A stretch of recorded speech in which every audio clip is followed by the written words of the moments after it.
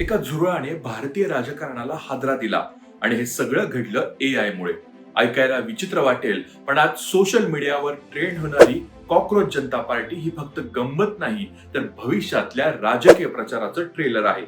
या पार्टीचं branding, website, posters, अगदी प्रचाराचे क्रिएटिव्ह कॅम्पेन सुद्धा विविध AI टूल्सच्या मदतीने तयार होत आहे. पूर्वी एखाद्या पक्षाला प्रचारासाठी मोठा वेळ लागत होता, पण आज एका व्यक्तीकडे जर AI टूल्स आणि कल्पकता असेल तर काही मिनिटात संपूर्ण डिजिटल पक्ष उभा करू शकते. हे सध्या ट्रेंड होणाऱ्या कॉकरोच जनता पार्टीतून दिसून आलं आहे. राजकारणात तंत्रज्ञानाचा वापर नवीन नाही. जागतिक राजकारणात 2008 मध्ये बराक ओबामा यांच्या प्रचार मोहिमेने सोशल मीडिया वापरून निवडणूक प्रचाराची दिशा बदलली. भारतात 2014 नंतर डिजिटल प्रचाराने वेग घेतला. भारतीय जनता पक्षाने अतिशय प्रभावीपणे डिजिटल प्रचाराचा अवलंब केला. त्यानंतर राज्य पातळीपासून देश पातळीपर्यंतचे सर्वच पक्ष हे ऑफलाईन सोबतच ऑनलाईन पक्ष चालवण्यावर अधिक वेगाने भर देऊ लागले. पण आता AI मुळे राजकारणाची लेवलच बदलली. आज विविध AI टूल्स राजकीय पक्षांच्या प्रचाराला एका नव्या उंचीवर नेत आहेत. याचंच एक उदाहरण म्हणजे कॉकरोच जनता पार्टी.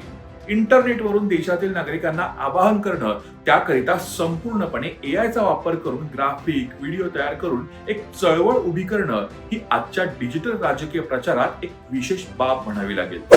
राष्ट्रीय पातळीनंतर आता राज्यांमध्ये, शहरांमध्ये देखील विविध सोशल मीडिया वापरकर्ते हे AI टूल्सचाच वापर करून त्यांच्या गावांच्या, शहरांच्या, राज्यांच्या नावाने कॉकरोच जनता पार्टीसाठी आपला डिजिटल प्रचार करत आहेत.